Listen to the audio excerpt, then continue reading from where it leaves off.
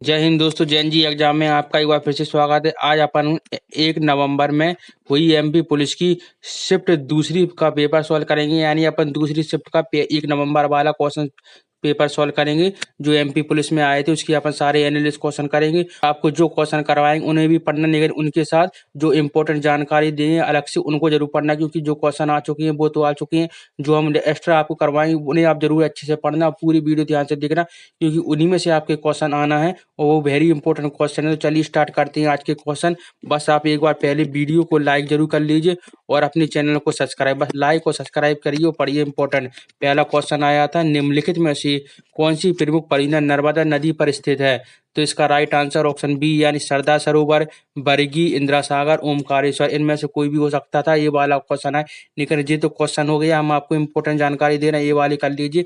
जो आगे अभी 1.5 महीना तक पेपर चलना है, जिसका बाद में पेपर है वो जरूर पढ़िए, क्योंकि उनके लिए इंपॉर्टेंट है। इन्हीं में से क्वेश्चन आएंगे, क्योंकि एमपी के पूरे जीके के 20 क्वेश्चन आ रहे हैं, उसमें से 10 तो एमपी की आ रहे हैं, 10 से 12 एमपी की। इसलिए एमपी के अच्छे पढ़िए और करंट अफेयर भी पढ़िए। पहला है सरदार सरोवर परियोजना। यह नर्मदा घाटी परियोजना का सबसे बड़ा हिस्सा है। गुजरात के नवागढ़ भरूचा जिले में स्थित है। उद्देश्य सिंचाई, पेयजल आपूर्ति और जल विद्युत उत्पादन के लिए है। इससे गुजरात, मध्य प्रदेश, महाराष्ट्र और राजस्थान को लाभ मिलता है। दूसरी है मध्य प्रदेश की बरगी बांध। जबलपुर मध्य प्रदेश के पास स्थित है। नर्मदा नदी पर बनने वाला पहला बड़ा बांध है। तीसरी है इंदिरा सागर परियोजना। खंडवा जिले में स्थित है। नर्मदा पर सबसे बड़ी जलाशय क्षमता वाली परियोजना है। बिजली का उत्पादन क्षमता 1000 मेगावाट तक होता है। इंपॉर्टेंट है, ऐसे क्वेश्चन आ रहे हैं आपके एग्जाम में। नेक्स्ट, ओमकारेश्वर परियोजना। खंडवा जिले की ओमकारेश्वर के पास स्थित है। उद्देश्य बिजली उत्पादन और सिंचाई के लिए इंपॉर्टेंट है। नेक्स्ट है महेश्वर परियोजना। खरगोन जिले में स्थित है। नर्मदा घाटी परियोजना का हिस्सा है। जल विद्युत उत्पादन के लिए प्रसिद्ध है। भारत की प्रमुख बहुउद्देश्य परियोजना भी याद कर लीजिए, क्योंकि भारत की भी पूछ सकते हैं। पहला है भाखड़ा नागल परियोजना। सतलज नदी पर है, पंजाब हिमाचल प्रदेश में है। दूसरा हीराकुंड परियोजना महानदी पर है, उड़ीसा में स्थित है। तीसरी है टिहरी बांध, भागीरथी नदी पर है, उत्तराखंड में स्थित है। चौथा है दामोदर घाटी परियोजना, झारखंड में है और तथा पश्चिम बंगाल में है। नेक्स्ट है नागार्जुन सागर परियोजना, कृष्णा नदी पर है, तेलंगाना में है। नेक्स्ट है मत्स्य परियोजना यानी माता टीला, बेतवा नदी पर, उत्तर प्रदेश में है। नेक्स्ट है रिहंद परियोजना, सोन नदी की सहायक रिहंद, उत्तर प्रदेश में। ये वाली आप इंपॉर्टेंट जरूर कर लीजिए, क्योंकि ये वाले हम आपको जो क्वेश्चन आ रहा है वो तो हम आपको बता ही रहे हैं, ये वाले क्वेश्चन आए थे, लेकिन उससे संबंधित इंपॉर्टेंट और क्वेश्चन करवा रहे हैं, क्योंकि आने वाले एग्जाम में इन्हीं से क्वेश्चन फंसेंगे आपके। अगर आप ये वाली पढ़ लेंगे तो गारंटी है आपकी इन्हीं में से आ जाएंगे आपके क्वेश्चन। आप वहाँ पेपर देंगे तो आपको पता चलेगा। इसलिए आप डेली हमारी एनालिसिस पढ़ते चलिए, हम आपके इंपॉर्टेंट क्वेश्चन करवाएंगे। नेक्स्ट क्वेश्चन आया था, निम्नलिखित में से कौन सा आंध्र प्रदेश का शास्त्रीय नृत्य है? यानी आपको आंध्र प्रदेश का शास्त्रीय नृत्य बताना है। राइट आंसर ऑप्शन बी यानी कुचिपुड़ी है। कुचिपुड़ी नृत्य के बारे में जानकारी कुछ पढ़ लीजिए। उत्पत्ति स्थान आधुनिक आंध्र प्रदेश के कृष्णा जिले के कुचिपुड़ी गांव में है। इस संस्थापक सिद्धोदंत योगी 17वीं शताब्दी के वैष्णव कवि थे। यह नृत्य भगवान गणेश की स्तुति से आरंभ होता है। एग्जाम में ऐसा पूछ सकता है कि आंध्र प्रदेश का कुचिपुड़ी नृत्य किसके लिए प्रसिद्ध है? तो भगवान गणेश की स्तुति के लिए प्रसिद्ध है। ऐसे क्वेश्चन घुमा के पूछते हैं। इनमें से 3 प्रमुख भाग होते हैं, व्रत यानी नृत्य प्रदर्शन, नृत्य कथा और नाट्य यानी अभिनय। कुचिपुड़ी नृत्य में कर्नाटक संगीत का प्रयोग होता है। इसमें मृदंग, वायलिन और बांसुरी जैसे वाद्य यंत्रों का उपयोग करते हैं। यह नृत्य भक्ति, सौंदर्य और नाटक का सुंदर है। नेक्स्ट है भारत के प्रमुख शास्त्रीय नृत्य, इन्हें भी याद कर लीजिए। अभी तो आंध्र प्रदेश का कुचिपुड़ी पूछा है और भी पूछ सकते हैं, इसलिए हम आपको पूरे इंपॉर्टेंट ही करवा दे रहे हैं। इनमें से कोई भी एक आ गया तो समझ लो आप आराम से आंसर लगा सकते हैं। इनकी स्क्रीनशॉट लेकर रख लीजिए और पढ़ते चलिए। हम आपको पढ़ा रहे हैं, आप भी सुनते चलिए, बस आप सुन भर लीजिए। आपके अभी एग्जाम देने जाएंगे तो आपको वहाँ पूरे क्वेश्चन आए। जब आप एग्जाम में क्वेश्चन पढ़ेंगे तो आपको सारे याद आते चले जाएंगे, बस लेकिन आप पूरे क्वेश्चन सुनते चलिए। नेक्स्ट पहला है भरतनाट्यम, यह तमिलनाडु का है। यानी भरतनाट्यम जो तमिलनाडु का है, सबसे प्राचीन नृत्य शिव के तांडव से जुड़ा हुआ है। नेक्स्ट कुचिपुड़ी आंध्र प्रदेश है, नृत्य नाटक पर आधारित भक्ति नृत्य के लिए है। तीसरा है कथक, कथक उत्तर प्रदेश में होता है। पैरों की थाप, धूप और धूम और भाव अभिव्यक्ति पर आधारित है। चौथा है कथकली, केरल में होता है। रंगीन मेकअप, मुखौटे और नाट्य शैली के लिए प्रसिद्ध है। पांचवा है मोहिनी अट्टम, यह भी केरल में होता है। मोहिनी रूप में स्त्री सुलभ कोमलता का नृत्य होता है। छठवां है उड़िया, उड़ीसी यानी उड़ीसा में होता है। मंदिरों की मूर्तियों पर आधारित मुद्राएं होती हैं। सातवां है मणिपुरी यानी मणिपुर में होता है। रासलीला और भक्ति भावना से युक्त नृत्य है। आठवां है सात्रिया, असम में ये याद कर लीजिए सात्रिया है। असम में बहुत कंफ्यूजन होती है इसमें। विष्णु भक्ति पर आधारित वैष्णव नृत्य है। फिर है नौमा छाऊ, झारखंड उड़ीसा पश्चिम बंगाल युद्ध शैली मुखौटा नृत्य है। क्वेश्चन आया था चंद्रशेखर आजाद किस अवधि में सक्रिय थे, यानी चंद्रशेखर आजाद कब अपनी सक्रिय संघ में थे वो बताना था। राइट आंसर इसका ऑप्शन बी यानी 1906 से लेकर 1931 में थे। इनके बारे में कुछ और जानकारी याद कर लेते हैं जो एग्जाम में आगे आ सकती है। चंद्रशेखर आजाद के बारे में संक्षिप्त जानकारी, इनका पूरा नाम था चंद्रशेखर तिवारी। जन्म 23 जुलाई 1906 में हुआ था। भावरा गांव अब आजाद नगर मध्य प्रदेश में स्थित है। मृत्यु 27 फरवरी 1931 इलाहाबाद अब प्रयागराज उत्तर प्रदेश में है। मुख्य भूमिका भारतीय स्वतंत्रता संग्राम के महान क्रांतिकारी थे। उन्होंने असहयोग आंदोलन 1921 में भाग लिया और गिरफ्तार हुए। न्यायालय में जब उनसे पूछा गया कि उन्होंने उत्तर दिया है कि आजाद, यानी उनका नाम उन्होंने अपनी आजाद बताया और पिता का नाम स्वतंत्रता और निवास जेल बताया था। इसके बाद वे चंद्रशेखर आजाद के नाम से प्रसिद्ध हो गए थे।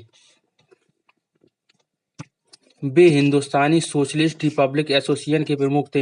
एग्जाम में ये क्वेश्चन पूछ सकते हैं कि चंद्रशेखर आजाद किस पार्टी से थे, तो आपको बताना होगा Hindustan socialist Republic association. Important question है ये। नेक्स्ट है उन्होंने भगत सिंह, राजगुरु, सुखदेव जैसी क्रांतिकारी को संगठित किया था। जो एग्जाम में आ गए उनसे संबंधित आपको इम्पोर्टेंट क्वेश्चन भी करवाया है, क्योंकि आगे ऐसे ही क्वेश्चन आते हैं। ब्रिटिश सरकार मुझे जिंदा कभी नहीं पकड़ सकती, ये उन्होंने कहा था। यह कथन सच साबित हुआ जब 27 फरवरी 1931 को उन्होंने अल्फ्रेड पार्क इलाहाबाद में स्वयं को गोली मार ली थी। भारत के इम्पोर्टेंट स्वतंत्रता सेनानी में याद कर लीजिए।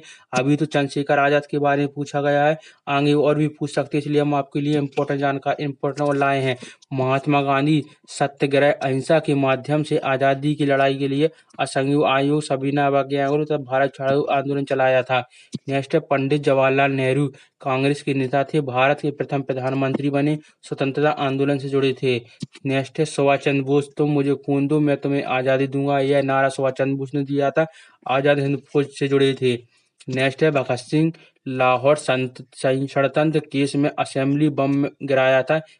नेक्स्ट है राजगुरु और सुखदेव भगत सिंह के साथी थे, क्रांतिकारी थे। नेक्स्ट है बाल गंगाधर तिलक, स्वराज मेरा जन्मसिद्ध अधिकार है, लोकमान्य तिलक के नाम से भी प्रसिद्ध है बाल गंगाधर तिलक। नेक्स्ट है लाला लाजपत राय, साइमन कमीशन का विरोध किया था, लाठीचार्ज में घायल हुए थे। लाल बाल पाल तीन थे यह। नेक्स्ट है बिपिन चंद्र पाल, उग्र राष्ट्रवादी विचारक थे, स्वदेशी आंदोलन से जुड़े थे। नेक्स्ट है विनायक दामोदर सावरकर, यानी अभिनव भारत संगठन के संस्थापक थे, क्रांतिकारी आंदोलन से जुड़े थे। नेक्स्ट है रानी लक्ष्मीबाई, 1857 की प्रथम स्वतंत्रता संग्राम की वीरांगना थी, झांसी की रानी थी। नेक्स्ट है सरदार वल्लभ भाई पटेल, भारत के लौह पुरुष, एकीकरण में भूमिका, भारत छोड़ो आंदोलन से जुड़े थे। नेक्स्ट है अशफाक अल्लाह खां, काकोरी कांड के वीर सेनानी। नेक्स्ट राम प्रसाद बिस्मिल, काकोरी षड्यंत्र के प्रमुख नेता, हिंदुस्तानी रिपब्लिक एसोसिएशन से जुड़े थे। नेक्स्ट है अन्नी बेसेंट, यानी होम रूल आंदोलन की नेता है थी, थियोसोफिकल सोसाइटी से जुड़ी थी। भगनी निवेदिता स्वामी विवेकानंद की शिष्या थी, शिष्या और राष्ट्रवाद से योगदान, समाज सुधारक थी। एग्जाम में पूछ सकता है कि स्वामी विवेकानंद की शिष्या कौन थी, तो आपको बताना है भगनी निवेदिता थी। नेक्स्ट क्वेश्चन आया था इंदिरा सागर परियोजना की बिजली उत्पादन क्षमता क्या है, यानी जो इंदिरा सागर परियोजना है वहां पर बिजली बनाने की क्षमता कितनी है, तो राइट आंसर ऑप्शन सी यानी 1000 मेगावाट तक है। इंदिरा सागर परियोजना के बारे में इंपॉर्टेंट जानकारी और ले लेते हैं। स्थान खंडवा जिला मध्य प्रदेश में स्थित है, नर्मदा नदी पर बना है। बिजली उत्पादन क्षमता 1000 मेगावाट है। इसमें 125 मेगावाट की 8 इकाइयां स्थित हैं। इसका उद्देश्य जल विद्युत उत्पादन करना है, सिंचाई हेतु जल आपूर्ति है, पेयजल और औद्योगिकरण की उपयोगी है, महत्व यह नर्मदा घाटी परियोजना का एक प्रमुख भाग है और मध्य प्रदेश की सबसे बड़ी जल विद्युत परियोजनाओं में से एक है। इस भारत की और इम्पोर्टेंट परियोजना है, ये वाली पूछ ली अभी तो, ये वाली पूछी, आप और पूछ सकते हैं कोई भी, इसलिए हम आपको और इम्पोर्टेंट करवा रहे हैं। अगर इनमें से पूछ ली तो आप आंसर लगाकर जरूर आना है, छोड़ के नहीं आना है, पूरे आंसर लगा के आना है, इसकी आपके लिए पूरे इम्पोर्टेंट करवाएंगे। नेक्स्ट है भांगड़ा नागर परियोजना, सतलज नदी पर पंजाब हिमाचल सीमा पर स्थित है, सिंचाई और बिजली हेतु है। नेक्स्ट है हीराकुंड परियोजना, महानदी पर उड़ीसा में स्थित है, बाढ़ नियंत्रण एवं बिजली उत्पादन के लिए स्थित है। नेक्स्ट है टेहरी बांध परियोजना, भागीरथी नदी पर उत्तराखंड में एशिया का सबसे ऊंचा बांध है। नेक्स्ट है सरदार सरोवर परियोजना, नर्मदा नदी पर गुजरात में सिंचाई और पेयजल हेतु स्थित है। नेक्स्ट है इंदिरा सागर परियोजना, नर्मदा नदी पर खंडवा मध्य प्रदेश में 1000 मेगावाट क्षमता के लिए है। नेक्स्ट है तवा परियोजना, तवा नदी पर होशंगाबाद मध्य प्रदेश में सिंचाई हेतु स्थित है। नेक्स्ट है बाण सागर परियोजना, सोन नदी पर शहडोल मध्य प्रदेश में सिंचाई व बिजली उत्पादन हेतु इम्पोर्टेंट है। नेक्स्ट है दामोदर घाटी परियोजना, झारखंड और पश्चिम बंगाल में भारत की पहली बहुउद्देशीय परियोजना है। नेक्स्ट है रिहांद परियोजना, निहान नदी सोन की सहायक है पर उत्तर प्रदेश में इम्पोर्टेंट है। इसका आप स्क्रीनशॉट लेकर रख लीजिए या फिर नोट्स बनाकर रख लीजिए और इनको पढ़ लीजिए, जो जिसके आगे पेपर है समझ लो उसके क्वेश्चन तो पूरी की पूरी इन्हीं में से फंसना है, इसलिए हम आपको इम्पोर्टेंट करवा रहे हैं। जो हम क्वेश्चन करवा रहे हैं वो तो आप पढ़ ही रहे हैं, लेकिन जो इम्पोर्टेंट करवा रहे हैं बाद में उन्हें जरूर पढ़ना कि उन्हीं में से क्वेश्चन फंसना है आपके। नेक्स्ट है अब तक सबसे अधिक एशियाई खेल की मेजबानी किस देश ने की थी, ये वाला क्वेश्चन आया था। राइट आंसर ऑप्शन डी यानी थाईलैंड ने की है। एशियाई खेलों के बारे में और जानकारी लेते हैं। सबसे अधिक मेजबानी थाईलैंड ने 4 बार की, 1966 में, 1970 में, 1978, 1998। देख लीजिए ऐसे क्वेश्चन पूछ रहे हैं। ऐसे क्वेश्चन आप कैसे याद करेंगे, जब आप कोई बताएगा तभी तो आप करेंगे, इसलिए हम आपको डेली इंपॉर्टेंट क्वेश्चन करवा रहे हैं। इसलिए आप डेली वीडियो बनाने की आदत, पढ़ने की आदत डाल लीजिए, पूरी वीडियो देखा करो, आपके सारे क्वेश्चन बनेंगे। लास्ट तक आपको पूरी वीडियो देखना है और वीडियो को लाइक भी करना है और चैनल को सब्सक्राइब करना है, जिससे आपको टाइम पर वीडियो मिलती रहे। नेक्स्ट है मेजबान शहर बैंकॉक, 2023 एशियाई खेल हांगकांग चीन में आयोजित हुआ था। पहले एशियाई खेल 1951 में नई दिल्ली भारत में हुए थे। एशियाई खेलों का आयोजन हर 4 वर्ष में किया जाता है। इसका संचालन एशियाई गेम फेडरेशन द्वारा किया जाता है, जिसे बाद में ओलंपिक काउंसिल ऑफ एशिया से संभाला जाता है।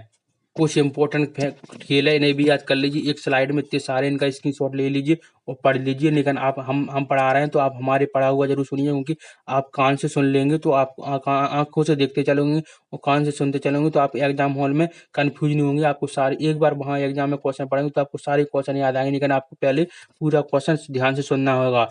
चलिए पढ़ते हैं। ओलंपिक खेल यानी बहु खेल, यानी बहुत से खेल खेले जाते हैं, हर 4 वर्ष में खेलते हैं। अंतर्राष्ट्रीय ओलंपिक समिति द्वारा खेला जाता है। नेक्स्ट है फीफा विश्व कप, यानी फुटबॉल पर भी फीफा विश्व फुटबॉल से जुड़ा है, 4 वर्ष में होता है। नेक्स्ट है आईसीसी क्रिकेट विश्व कप, यह क्रिकेट से होता है, 4 वर्ष में होता है। नेक्स्ट है T20 विश्व कप, ये भी क्रिकेट से नहीं, हर 2 वर्ष में होता है। रग्बी विश्व कप है, रग्बी फुटबॉल से होता है, 4 वर्ष में होता है। हॉकी विश्व कप हॉकी में होता है, FES द्वारा आयोजित होता है। नेक्स्ट है कॉमनवेल्थ गेम, बहु खेल यानी इसमें बहुत सारे खेल खेलते हैं, ब्रिटिश राष्ट्रमंडल देशों के बीच हर 4 साल में होता है। नेक्स्ट है एशियाई खेल, इसमें भी बहुत सारे खेल होते हैं, एशियाई देशों के बीच होता है, हर 4 साल में होता है। नेक्स्ट है विंबलडन, यानी टेनिस से शहर लंदन इंग्लैंड में आयोजित सबसे पुराना टेनिस टूर्नामेंट है। नेक्स्ट है फ्रेंच ओपन, यानी टेनिस से जुड़ा है, पेरिस क्ले कोर्ट पर आयोजित होता है।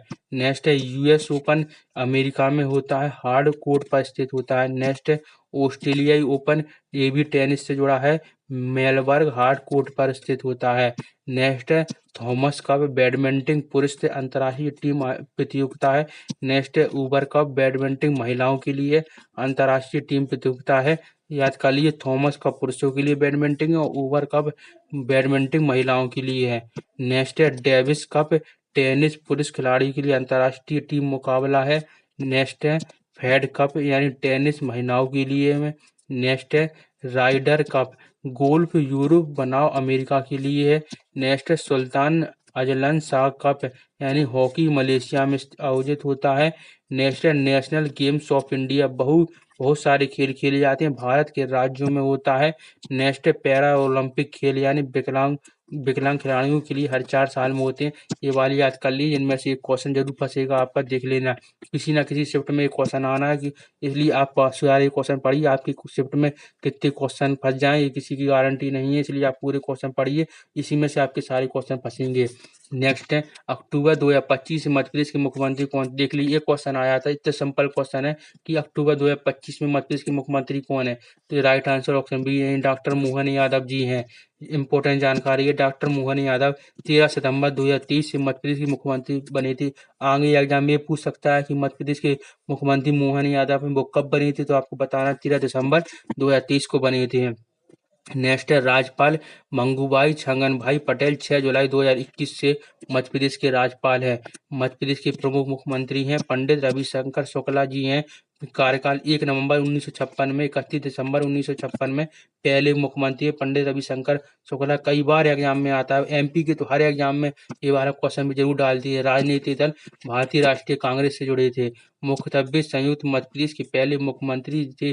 1956 में राज्य के पुनर्गठन के बाद सबसे पहले वे मध्य प्रांत और बरार के भी मुख्यमंत्री रह चुके हैं। उनके नाम पर रविशंकर विश्वविद्यालय रायपुर और रविशंकर नगर का नाम रखा गया है। नेक्स्ट है, मध्य प्रदेश के प्रथम राज्यपाल कौन थे? ये वाला भी क्वेश्चन कई बार पूछता है। डॉक्टर पट्टाभी सीतारामैया है मध्य प्रदेश के पहले राज्यपाल है। कार्यकाल 1 नवंबर 1956 से 13 जून 1957 के बीच था। राजनीतिक दल भारतीय राष्ट्रीय कांग्रेस से जुड़े थे।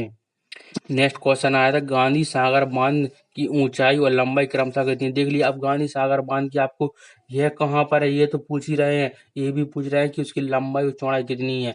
राइट आंसर ऑप्शन बी यानी 62 मीटर और 514 मीटर है। सागर बारे संक्षिप्त और जानकारी ले लेते हैं। इन स्थान मंदसौर जिला मध्य प्रदेश में है। गांधी सागर बांध नदी चंबल नदी पर है। ऊंचाई इसकी 62 मीटर है, 204 फीट, और इसकी लंबाई 514 मीटर यानी 1686 फीट है। प्रकाश सिंचाई वाला गुरुत्व बांध है। परियोजना यह चंबल घाटी परियोजना का हिस्सा है। उद्देश्य सिंचाई, बिजली उत्पादन और बाढ़ नियंत्रण के लिए है। महत्व, मध्य प्रदेश के प्रमुख बांधों में से एक है और राजस्थान को भी जल व ऊर्जा प्रदान करता है। इम्पोर्टेंट बांध मध्य प्रदेश के ये भी याद कर लीजिए, ये भी आपके एग्जाम में आ सकती हैं। भारत के इम्पोर्टेंट है। भांगड़ा नागल बांध सतलज नदी पंजाब हिमाचल एशिया का सबसे ऊंचा गुरुत्वीय बांध है, 256 मीटर है। नेक्स्ट है, हीराकुंड बांध महानदी उड़ीसा पर है। एशिया का सबसे लंबा मिट्टी का बांध है, 4.8 किलोमीटर पर। नेक्स्ट है, टेहरी बांध भागीरथी नदी पर उत्तराखंड में है। भारत का सबसे ऊंचा बांध है, 260.5 मीटर पर। नेक्स्ट, नागार्जुन सागर बांध कृष्णा नदी पर है। तेलंगाना आंध्र प्रदेश विशाल सिंचाई बांध स्थित है। नेक्स्ट, सरदार सरोवर बांध नर्मदा नदी पर है। गुजरात बहुउद्देशीय नर्मदा घाटी परियोजना का हिस्सा है। नेक्स्ट, इंदिरा सागर बांध नर्मदा नदी पर मध्य प्रदेश में 1000 मेगावाट बिजली उत्पादन क्षमता है। नेक्स्ट है, गांधी सागर बांध चंबल पे मध्य प्रदेश में है। 62 मीटर ऊंचा तथा 514 मीटर लंबा है। नेक्स्ट है, भवानी सागर बांध भवानी तमिलनाडु में है। दक्षिण भारत का बड़ा सिंचाई बांध है। नेक्स्ट है, रिहांद बांध रिहांद सोन की सहायक उत्तर प्रदेश गोविंद वल्लभ पंत सागर जलाशय बनाता है। नेक्स्ट है, मेट्टूर बांध कावेरी तमिलनाडु में 1934 में निर्मित एशिया का सबसे पुराना कार्यशैली बांधों में से एक है। नेक्स्ट है, तवा बांध तवा नदी पर मध्य प्रदेश में है। सिंचाई और मत्स्य पालन हेतु प्रसिद्ध है। नेक्स्ट है, भवानी सागर बांध भवानी नदी पर है, तमिलनाडु में। दक्षिण भारत का प्रमुख बांध इम्पोर्टेंट है, ये वाली आप जरूर कर लेना। नेक्स्ट नेक्स्ट क्वेश्चन आया था, उर्मिल नदी घाटी परियोजना किन राज्यों की संयुक्त परियोजना है? राइट आंसर ऑप्शन बी यानी मध्य प्रदेश और उत्तर प्रदेश की है। हम कह तो रहे हैं आपकी पूरी जीके के 20 क्वेश्चन आ रहे हैं, तो उसमें से 10 से 12 तो एमपी के ही आ रहे हैं इस बार, इसलिए आप एमपी अच्छे से पढ़ के जाना। और 15 से 17 क्वेश्चन आपकी साइंस के आ रहे हैं, इसलिए आप साइंस भी अच्छे से पढ़ना। हम आपको साइंस की एक वीडियो देंगे, उसमें साइंस के पूरे 500 क्वेश्चन है। एक वीडियो में आपको 250, दूसरी वीडियो 250, पूरे 500 क्वेश्चन पढ़ लेना। उसमें से सिंगल क्वेश्चन बाहर नहीं जाएगा, इसलिए आप साइंस के पूरे इंपॉर्टेंट क्वेश्चन पढ़ना। इस वाली वीडियो में तो हम कराएंगे, एक अलग से आपको साइंस के 500 क्वेश्चन की वीडियो देंगे, वो भी पढ़ना। नेक्स्ट है, उर्मिल नदी घाटी परियोजना किन राज्यों की संयुक्त परियोजना है? तो इसका राइट आंसर था ऑप्शन बी यानी मध्य प्रदेश और उत्तर प्रदेश की है। उर्मिल नदी परियोजना के बारे में संक्षिप्त जानकारी लेंगे। नदी का नाम है उर्मिल परी नदी, स्थान है मध्य प्रदेश और उत्तर प्रदेश की सीमा पर स्थित है। परियोजना का प्रकार संयुक्त नदी घाटी परियोजना है। मुख्य उद्देश्य सिंचाई की सुविधा बढ़ाना तथा पीने के पानी की आपूर्ति करना है। नेक्स्ट है मुख्य संरचना उर्मिल बांध और नहर प्रणाली। लाभार्थी क्षेत्र उत्तर प्रदेश का महोबा जिला और मध्य प्रदेश के कुछ सीमावर्ती क्षेत्र हैं।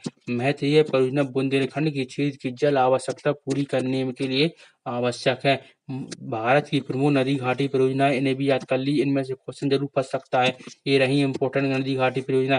भांगड़ा नागर परियोजना सतलज, पंजाब, हरियाणा, हिमाचल की बहुउद्देशीय परियोजना सिंचाई व बिजली उत्पादन के लिए इम्पोर्टेंट है।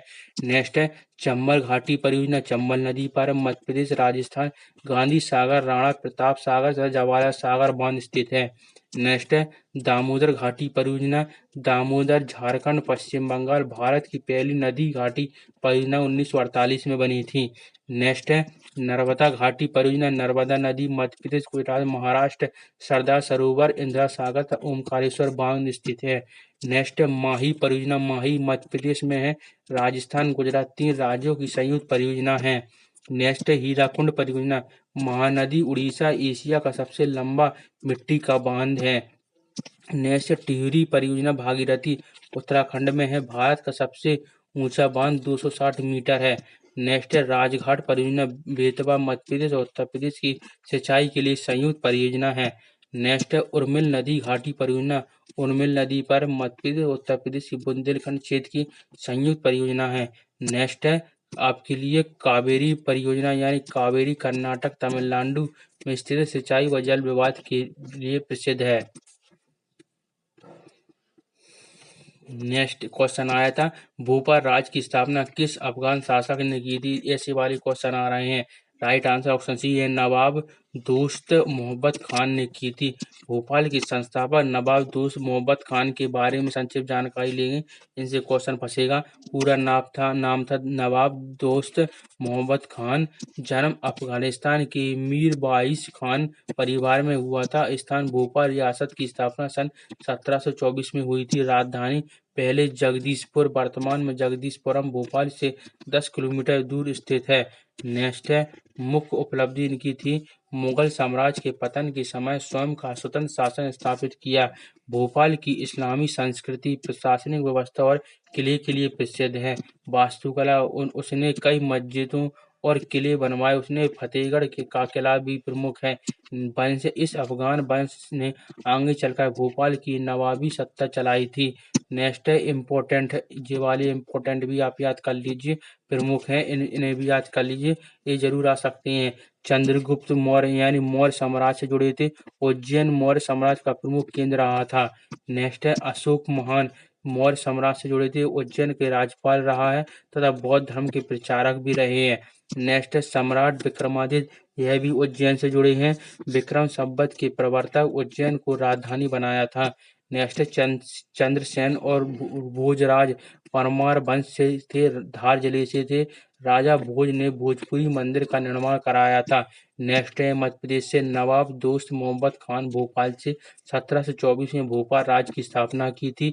नेक्स्ट है अहिल्या भाई होलकर, मालवा इंदौर से थी। कुशल प्रशासन ने कई मंदिरों व घाटों का निर्माण करवाया था। नेक्स्ट है महालाराव होलकर यानी इंदौर से थे। मराठा साम्राज्य के सेनापति, इंदौर की नींव रखी थी। नेक्स्ट है गोंड रानी दुर्गावती, गोंडवाना, जबलपुर, अकबर के समय वीरंगति प्राप्त की थी। नेक्स्ट है संग्राम शाह, गोंडवाना के थे, गढ़ मंडला और समृद्ध राजा बनाया था। नेक्स्ट है टाट्या भील यानी मध्य प्रदेश जनक नायक, अंग्रेजों को विरुद्ध जन आंदोलन चलाया था 1857 के बाद। नेक्स्ट क्वेश्चन आया था दिल्ली सल्तनत ने कहाँ ऐसी मस्जिद बनाई थी जहां हिंदू और मुसलमानों की स्थापत्य कला का संगम देखने को मिलता है। राइट आंसर ऑप्शन बी यानी कुबैत उल इस्लामी मस्जिद। ये वाला इम्पोर्टेंट देख लीजिए, हिस्ट्री में से ऐसे क्वेश्चन घुमा के आ रहे हैं, ऐसे ही आपको पढ़ना पड़ेगा, इसलिए हम आपको इम्पोर्टेंट ऐसे ही क्वेश्चन करवा रहे हैं। आगे जिसके भी एग्जाम होना है इसी में से क्वेश्चन फंसना है, इसलिए आप डेली क्वेश्चन वीडियो देखने की आदत डाल लीजिए और चैनल को सब्सक्राइब कर लीजिए, जिससे आपको डेली ऐसे क्वेश्चन मिलते रहें। बस आप सब्सक्राइब जरूर कीजिए। नेक्स्ट है कुबैत उल मस्जिद इस्लाम मस्जिद के बारे में जानकारी। निर्माणकर्ता कुतुबुद्दीन ऐबक थे। स्थान कुतुब मीनार परिसर महरौली दिल्ली में हुई थी। निर्माण काल लगभग 1193 ईस्वी में हुआ था। विशेषता है यह भारत की पहली मुस्लिम मस्जिदों में से एक है। इससे 27 हिंदू जैन मंदिरों को तोड़कर उनके मलबे से बनाया गया था। मस्जिद की दीवारों पर कुरान की आयतें और मस्जिद की दीवारों पर कुरान की आयतें और साथ ही हिंदू शैली की बेल पत्तियों की नक्काशी दोनों देखी जा सकती हैं। यह स्थल हिंदू व इस्लामी स्थापत्य कला के मेल का उत्कृष्ट उदाहरण माना जाता है। नेक्स्ट है मध्य प्रदेश में कितने क्या बनाया गया है, ये भी पढ़ लीजिए, यानी मध्य प्रदेश में कुछ इम्पोर्टेंट है ये भी पढ़ लीजिए, किसने कौन सा क्या बनाया था। नेक्स्ट है राजा भोज परमार वंश थे। भोजपुरी मंदिर भोजपुर यानी अधूरा शिव मंदिर विशाल शिवलिंग के लिए प्रसिद्ध है। नेक्स्ट है अहिल्याबाई होलकर। काशी उज्जैन नासिक में घाट और मंदिर धार्मिक स्थलों का पुनर्निर्माण कराया था। नेक्स्ट है गौड़ रानी दुर्गावती। गढ़ मंडला क्षेत्र की किला वीरता और शासन के लिए प्रसिद्ध है। नेक्स्ट संगम साग गौड़ राजा 52 गढ़ों का निर्माण गोंडवाना साम्राज्य का विस्तार किया था। नेक्स्ट है मल्हार राव होलकर इंदौर शहर की स्थापना मराठा साम्राज्य के सेनापति थे। नेक्स्ट है दोस्त मोहम्मद खान फतेहगढ़ किला भोपाल यानी भोपाल रियासत की स्थापना 1724 में। नेक्स्ट है अशोक महान सांची स्तूप रायसेन जिला यानी बौद्ध धर्म के प्रसार का प्रमुख केंद्र है। नेक्स्ट है चंद्रगुप्त मौर्य उज्जैन प्रशासनिक केंद्र बनाया, मौर्य शासन का पश्चिमी केंद्र था। नेक्स्ट है विक्रमादित्य। उज्जैन में विक्रम संवत की शुरुआत, सांस्कृतिक और खगोल विज्ञान के संरक्षक थे। नेक्स्ट है दिल्ली सल्तनत कुतुबुद्दीन ऐबक कुबैत उल इस्लाम मस्जिद दिल्ली यानी हिंदू मुस्लिम के स्थापत्य का मेल था। नेक्स्ट क्वेश्चन आया था इम्पोर्टेंट है, इससे पहले आप एक बार वीडियो लाइक जरूर कीजिए और चैनल को सब्सक्राइब कीजिए, जिससे आपको डेली वीडियो मिले और हमें भी मोटिवेट मिले, इससे आप लाइक जरूर कीजिए। नेक्स्ट क्वेश्चन आया था भारत में IMPS यानी इमीडिएटली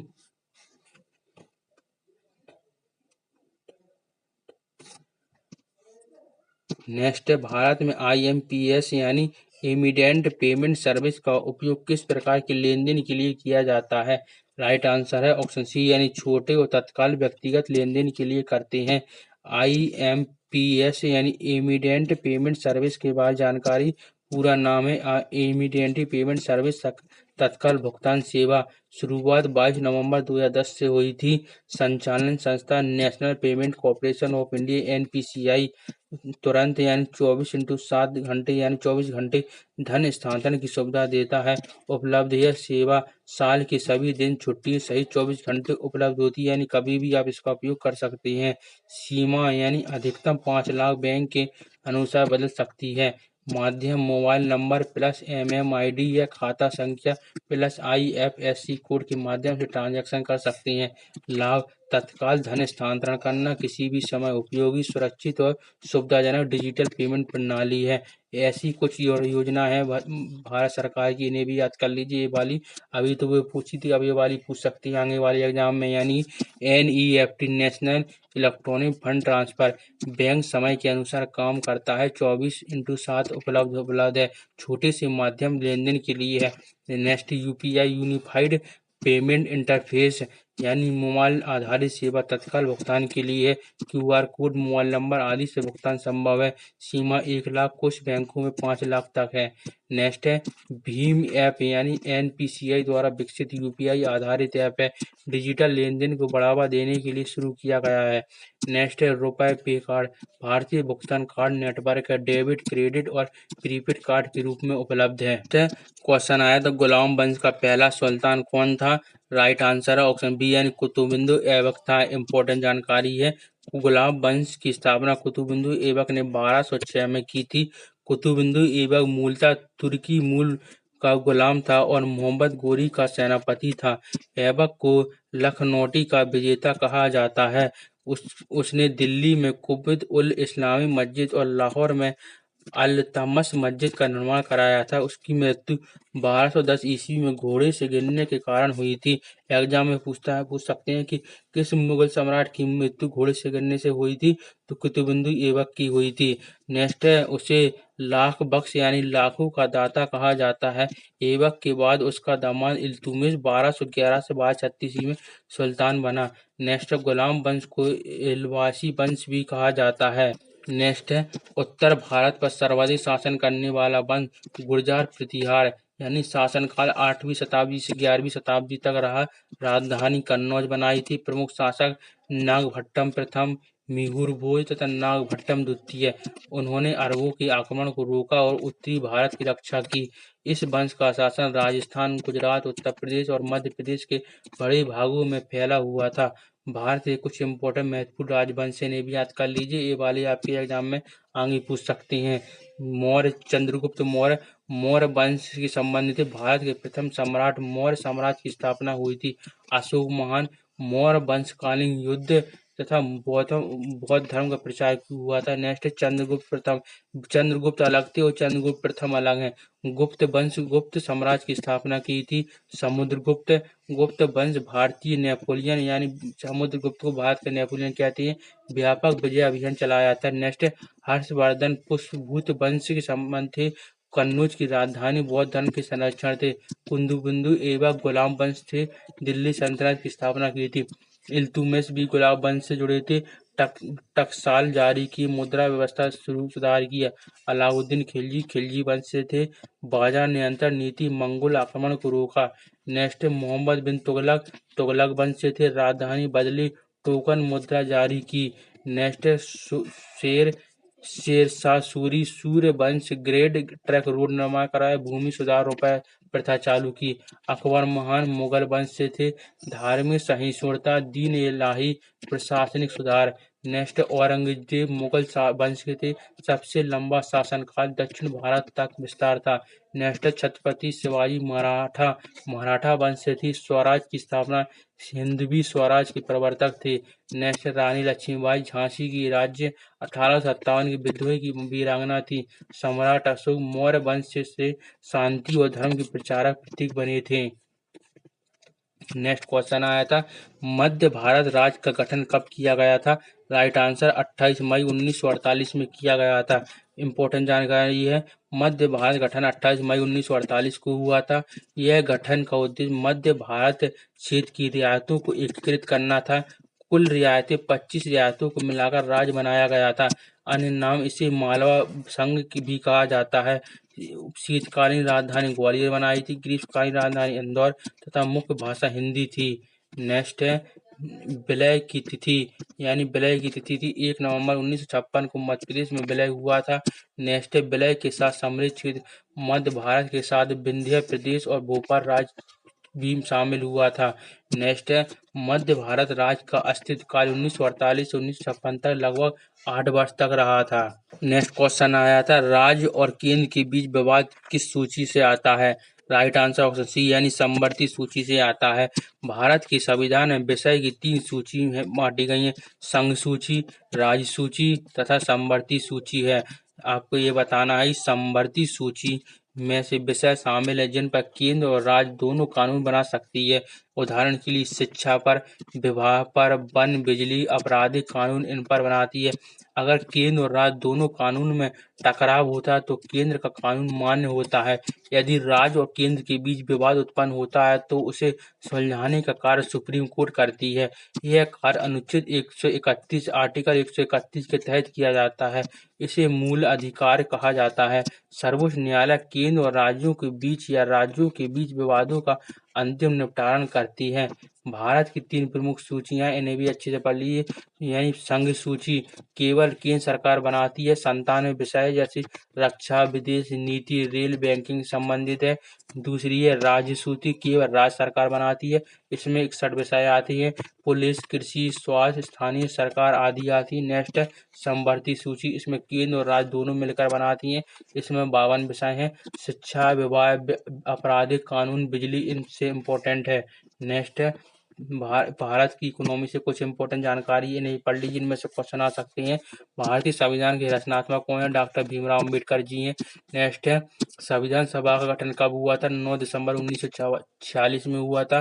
भारत का संविधान कब लागू हुआ था? 26 जनवरी 1950 को हुआ था। नेक्स्ट है भारत का सर्वोच्च न्यायालय कहाँ पर स्थित है? नई दिल्ली में है। नेक्स्ट है भारतीय संविधान में कुल कितने अनुच्छेद हैं? 2024 तक है, 470 अनुच्छेद हैं। नेक्स्ट है राज्यपाल की नियुक्ति कौन करता है? राष्ट्रपति करता है। नेक्स्ट है संविधान का कौन सा अनुच्छेद भारत को संघीय लेकिन एकात्मक झुकाव वाला बनाता है? अनुच्छेद 246। तीनों सूचियां राज्य, संघ तथा समवर्ती सूची आती हैं। नेक्स्ट है आपातकाल की घोषणा कौन करता है? भारत के राष्ट्रपति करते हैं। नेक्स्ट है भारत का सर्वोच्च विधिक दस्तावेज कौन सा है? संविधान है। नेक्स्ट है संविधान में कितनी सूचियां हैं? 12 सूचियां हैं। नेक्स्ट क्वेश्चन आया था मध्य प्रदेश में कपास की खेती के लिए कौन सी मिट्टी सबसे उपयुक्त है? राइट आंसर है काली मिट्टी यानी रेगुर मिट्टी। कपास की खेती के लिए काली मिट्टी ब्लैक सॉइल सबसे उपयुक्त होती है, इसे रेगुर मिट्टी भी कहते हैं। यह मिट्टी ज्वालामुखी चट्टानों से अपक्षय से बनती है। काली मिट्टी में चिकनापन और जल धारण करने की क्षमता सबसे अधिक होती है। यह मिट्टी गर्म जलवायु और मध्य वर्षा वाले क्षेत्र में आदर्श है। मध्य प्रदेश के निम्नलिखित क्षेत्र में से कपास उत्पन्न होता है, जैसे कि खंडवा, खरगोन, बुरहानपुर, बाड़वानी, धार, इंदौर तथा उज्जैन से।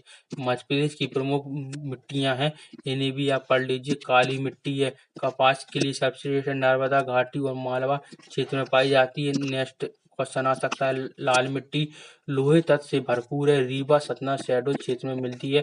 नेक्स्ट जलोढ़ मिट्टी है, उपजाऊ है, नदियों के किनारे चंबल, बेतवा, सोन घाटी में पाई जाती है। पूछ सकते हैं कि ये वाली मिट्टी कहाँ मिलती है, इसलिए हम आपको बता रहे हैं। नेक्स्ट है भूरी मिट्टी यानी विंध्याचल और बुंदेलखंड क्षेत्र में गेहूं, चना के लिए उपयुक्त है। नेक्स्ट है लेटराइट मिट्टी दक्षिण पश्चिमी पहाड़ी क्षेत्र में बालाघाट, मंडला में चाय और कॉफी के लिए उपयुक्त है। नेक्स्ट है बालुई मिट्टी का उपजाऊ श्योपुर और मुरैना क्षेत्र में होता है। नेक्स्ट क्वेश्चन आया था प्रधानमंत्री विश्वकर्मा योजना का उद्देश्य क्या है?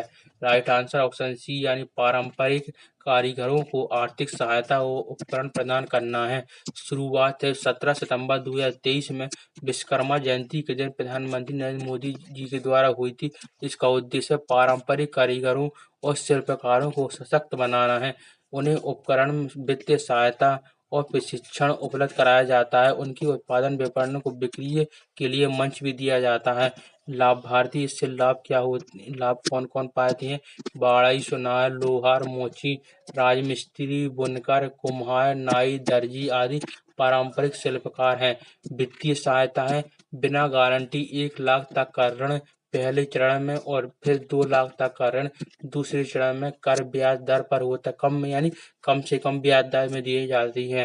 नेक्स्ट संचालन मुख्यालय सूक्ष्म, लघु और मध्यम उद्यम मंत्रालय यानी एमएसएमई के द्वारा होता है। विशेषता है योजना में PM Vishwakarma ID card, tool kit, voucher और स्किल अपग्रेड ट्रेनिंग शामिल होती है। इसका उद्देश्य भारत की सांस्कृतिक विरासत को सुरक्षित रखना और वोकल फॉर लोकल को बढ़ावा देना है।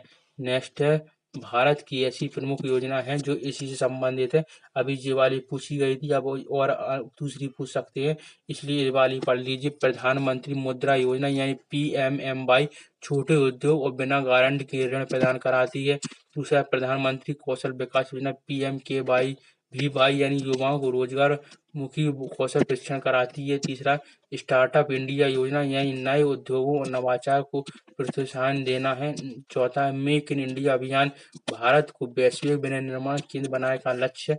पांचवा राष्ट्रीय ग्रामीण आजीविका मिशन यानी NRLM ग्रामीण क्षेत्र में स्वरोजगार को बढ़ावा देना है।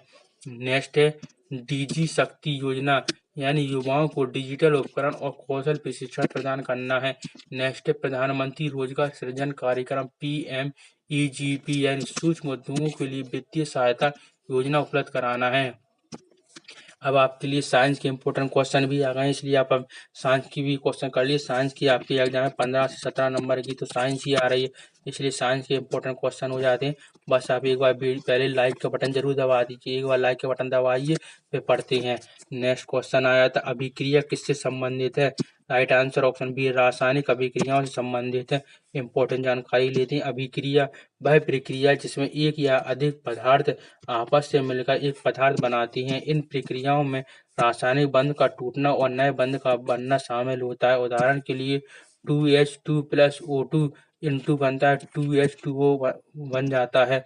अभिक्रिया के दौरान ऊष्मा का उत्सर्जन व अवशोषण हो सकता है।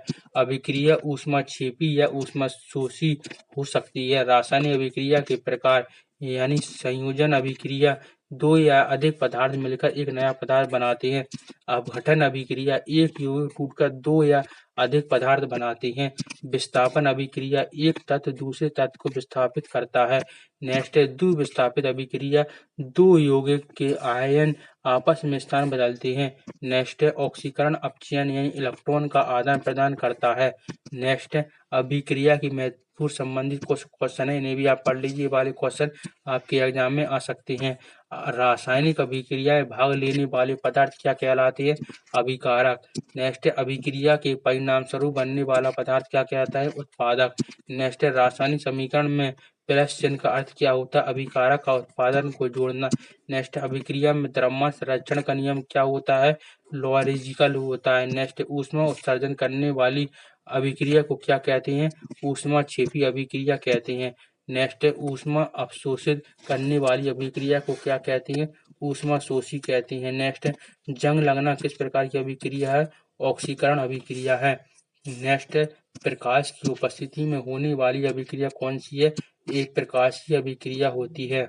नेक्स्ट क्वेश्चन आया था, विकास किस पर आधारित है? राइट आंसर है प्राकृतिक चयन पर आधारित है।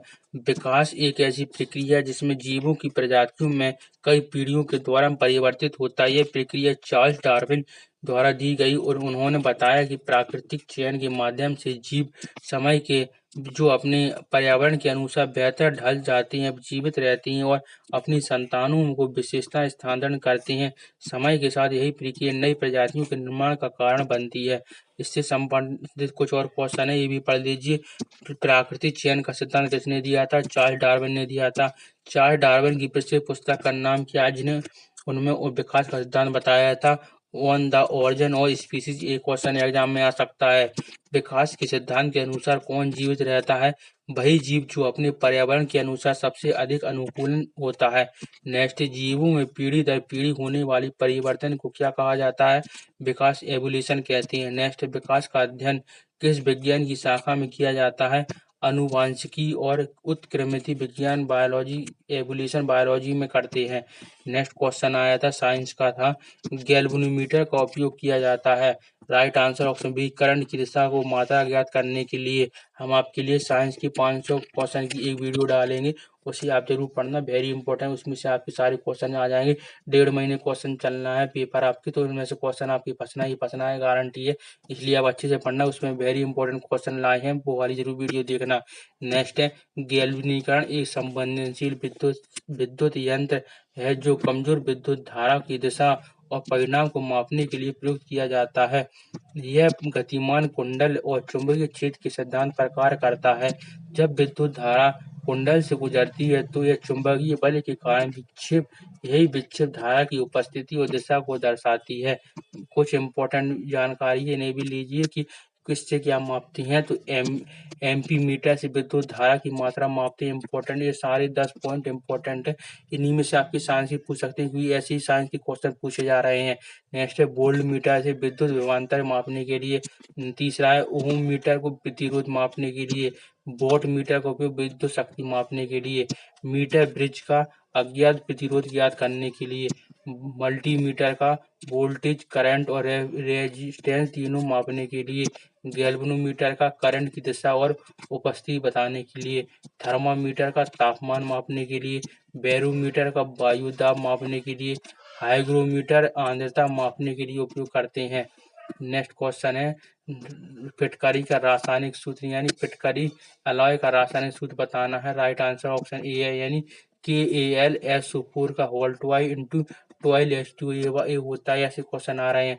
फिटकरी को पोटेशियम एल्यूमिनियम सल्फाइड कहा जाता है। यह डबल सॉल्ट होता है। इसका उपयोग पानी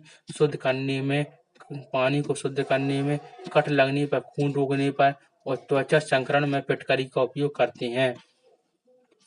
नेक्स्ट है कौन सी धातु ठंडे जल के साथ अभिक्रिया करती है। राइट आंसर ऑप्शन सी यानी लिथियम सोडियम पोटेशियम। ये क्षारीय धातु है। ये ठंडे पानी से भी तीव्र अभिक्रिया करके हाइड्रोजन गैस और क्षारीय विलयन बनाती है, जैसे कि 2Na plus 2NH2O into 2NaOH plus H2 होता है। नेक्स्ट क्वेश्चन है कौन सी धातु को हवा और नमी से बचाने के लिए केरोसिन के तेल में डुबाकर रखते हैं। ऐसे क्वेश्चन आया था। राइट आंसर ऑप्शन बी यानी सोडियम पोटेशियम और लिथियम को रखते हैं। ये धातु अत्यंत अभिक्रियाशील होती है। हवा के संपर्क में आते ही ऑक्सीजन और पानी से प्रतिक्रिया करके आग पकड़ सकती है। इसलिए इसे केरोसिन के तेल में सुरक्षित रखा जाता है ताकि हवा के संपर्क में ना आए। नेक्स्ट है सोडियम धातु पानी में डालने पर क्या होता है। सोडियम हाइड्रोक्साइड और हाइड्रोजन गैस में होती है। नेक्स्ट है कौन सी धातु सबसे अधिक अभिक्रियाशील मानी जाती है। पोटेशियम। नेक्स्ट है कौन सी धातु पानी के साथ क्रिया नहीं करती है। सोना और चांदी। नेक्स्ट फिटकरी का उपयोग जल शोधन में क्यों किया जाता है। यह पानी में मौजूद निलंबित अशुद्धियों को एकत्रित करके तलछट में जमा कर देती है। नेक्स्ट कौन सी धातु को एल्कीन मेटल कहा जाता है। समूह एक की धातुओं लिथियम सोडियम पोटेशियम को। नेक्स्ट कौन सी धातु हाइड्रोजन गैस को विस्थापित नहीं कर सकती हैं। तांबा चांदी सोना। नेक्स्ट धातु और अम्ल की अभिक्रिया को क्या कहते हैं। लवण और हाइड्रोजन गैस कहते हैं। नेक्स्ट क्वेश्चन आया था गर्भाशय की भित्ति मोटी होने का मुख्य कारण क्या है। राइट है हार्मोन्स असंतुलन के कारण है। इंपॉर्टेंट जानकारी लेते हैं गर्भाशय की, जो क्वेश्चन में आगे एग्जाम में आ सकते हैं, इसलिए आप अच्छे से पढ़िए। गर्भाशय की अंदरूनी परत को एंडोमेट्रिस कहा जाता है। मासिक चक्र के दौरान यह परत एस्ट्रोजन हार्मोन की अधिकता से मोटी हो जाती है ताकि निषेचन अंडाणु फर्टिलाइज्ड एग उसके अंदर स्थापित हो सके। अगर निषेचन नहीं होता है तो यह परत टूटकर रक्तस्राव के रूप में बाहर निकल जाती है। लेकिन यदि हार्मोन का संतुलन बिगड़ जाए, जैसे कि एस्ट्रोजन अधिक और प्रोजेस्टेरोन कम हो, तो भित्ति असमान रूप से मोटी हो जाती है। नेक्स्ट है इनकी जानकारी और पढ़ लीजिए आप। पुरुष और महिला प्रजनन तंत्र से जुड़ी 10 इंपॉर्टेंट फैक्ट इसे पढ़िए। वाली क्वेश्चन एग्जाम में आपके आगे फंस सकती हैं। महिला प्रजनन तंत्र यानी महिला प्रजनन तंत्र की मुख्य ग्रंथि कौन सी होती है। अंडाशय। अंडाशय कौन सा हार्मोन स्थापित करती है। एस्ट्रोजन तथा प्रोजेस्टेरोन करती है। नेक्स्ट है गर्भाशय की भीतरी परत को क्या कहते हैं। एंड्रोमेडियम कहती है। नेक्स्ट है निषेचन कहा जाता है। फैलोपियन नालिका को निषेचन कहते हैं। गर्भाशय गर्भधारण के दौरान भ्रूण के पोषण कौन करता है। प्लासेंटा करता है। नेक्स्ट है पुरुष प्रजनन तंत्र संबंधित है। पुरुष प्रजनन तंत्र का मुख्य अंग वृषण होता है। नेक्स्ट है वृषण कौन सा हार्मोन स्रावित करता है। टेस्टोस्टेरोन करता है। नेक्स्ट है शुक्राणु कहाँ बनते हैं। वृषण टेस्टिस में स्थित सेमिनिफेरस नलिकाओं में बनते हैं। नेक्स्ट है निषेचन के समय किस कोशिका का मेल होता है। शुक्राणु और अंडाणु का। नेक्स्ट है भ्रूण का लिंग निर्धारण कौन करता है। पिता के शुक्राणु, क्योंकि उसमें एक्स और वाई दोनों प्रकार की होती है, यानी लड़का होगा या लड़की, यह पुरुष के ऊपर निर्भर करता है, क्योंकि पुरुष में एक्स और वाई हार्मोन होती हैं और महिलाओं में एक्सिस हार्मोन होते हैं। ये हमारे जीके और साइंस की, हमने लगभग पूरे जीके और साइंस के क्वेश्चन बता दिए हैं। आप सिर्फ मैथ के पढ़ ले रहे हैं, मैथ के टॉपिक बता दे रहे हैं। प्रायिकता से 2 क्वेश्चन आए थे। क्षेत्र मिति से 2 से 3 क्वेश्चन आए थे और त्रिकोण मिति से 1 क्वेश्चन आया था। प्रतिशत से लगभग 2 क्वेश्चन आए थे। लाभ हानि से 1 क्वेश्चन आया था। एसआई और सीआई से भी 1 क्वेश्चन आया था। औसत से आपके 2 से 3 क्वेश्चन आए थे। ज्यामिति से 1 क्वेश्चन आया था। डीआई से भी 1 क्वेश्चन आया था। नंबर सिस्टम से 3 क्वेश्चन आए थे। एलसीएम तथा एचसीएम से भी आपका 1 क्वेश्चन आ रहा है। नेक्स्ट है सिंप्लीफिकेशन से भी आपके 3 से 4 क्वेश्चन आए थे। रेशियो से आपके 2 क्वेश्चन बने थे। पाइप और टंकी से आज के चैप्टर में कोई क्वेश्चन नहीं आया था। अब अपन रीजनिंग के चैप्टर बता देते हैं जिससे आप रीजनिंग लगा सकें। रक्त यानी ब्लड से 2 संबंध आए थे। नंबर सीरीज से भी 2 क्वेश्चन आए थे। वेन डायग्राम से कोई क्वेश्चन नहीं आया था। एनालॉजी से भी 1 से 2 क्वेश्चन फंसे थे। पासे से भी 2 क्वेश्चन आ रहे, इसलिए पासे अच्छे से पढ़ लीजिए। सिलोलॉजी से भी 1 क्वेश्चन आया था। कोडिंग रिकॉर्डिंग से 2 क्वेश्चन आए थे। इमेज यानी मिरर इमेज से कोई क्वेश्चन नहीं बना था। काउंटिंग फिगर से भी कोई क्वेश्चन नहीं बना था। मिसिंग नंबर से 1 क्वेश्चन आया था। मानसिक अभिरुचि से 2 क्वेश्चन आपके आए थे। और कैलेंडर से 3 क्वेश्चन यानी कैलेंडर इंपॉर्टेंट है, 3 क्वेश्चन आए थे कैलेंडर से। घड़ी से भी 1 से 2 यानी कैलेंडर घड़ी अच्छे से पढ़ लीजिए। तथा सिमिलर सेट से कोई क्वेश्चन नहीं था। सिटिंग अरेंजमेंट से 2 से 3 क्वेश्चन थे। कथन निष्कर्ष इंपॉर्टेंट है, 1 से 2 कथन निष्कर्ष जरूर पढ़ लीजिए। 2 क्वेश्चन तो आपके कन्फर्म आना ही है। पजल से 3 से 4 क्वेश्चन यानी 3 पजल तो कन्फर्म आनी ही आनी है, इसलिए पजल आप अच्छे से पढ़ लीजिए। तो आपके आज के पूरे इंपॉर्टेंट हमने लगभग जीके के पूरे क्वेश्चन बता दिए, साइंस बता दिए, मैथ और रीजनिंग की भी टॉपिक बता दिए। आप पढ़ते चलिए। आप डेली ऐसे क्वेश्चन डेली हम आपको डेली ऐसी एनालिसिस करवाते चलेंगे। बस आपको सिर्फ एक बार हमारे लिए वीडियो को लाइक करना है और चैनल को सब्सक्राइब करना है। और कमेंट में आप टॉपिक का नाम पूछ लीजिए, सर हमें ये वाला टॉपिक नहीं बनना है बताइए, तो हम कमेंट में वो वाले टॉपिक की पूरी डिटेल बता देंगे। बस आप पढ़ते चलिए और डेली वीडियो देखते चलिए। चैनल सब्सक्राइब कर लीजिए जिससे आपको डेली वीडियो मिलते हैं। तो फिर मिलते हैं दोस्त नई वीडियो में, तब तक के लिए बाय, जय हिंद।